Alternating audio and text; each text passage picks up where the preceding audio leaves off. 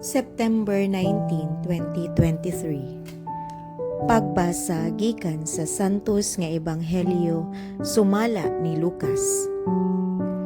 Unya wala madugay, miadto sa Hesus sa lungsod sa Nain. Mikuyog kaniya ang iyang mga tinun-an ug ang usa ka dakong panon sa mga tawo. Sa pag-abot niya sa kanghaan sa lungsod, maugayoy pagula sa mga tawo nga naglubong ug minatay. Ang minatay bugtong anak nga lalaki sa usa ka byuda, ug mikuyog kaniya ang daghang mga tawo gikan sa lungsod.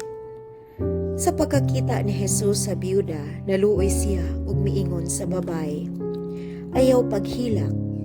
Unya miduol sa Hesus ug gihikap niya ang lungon, ug mihunong ang mga tawo nga nagyayong sa lungon. Unya miingon sa Hesus, "Dong, bangon." Milingkod ang minatay ug misulti ug gihatag siya ni Hesus ngadto sa iyang inahan.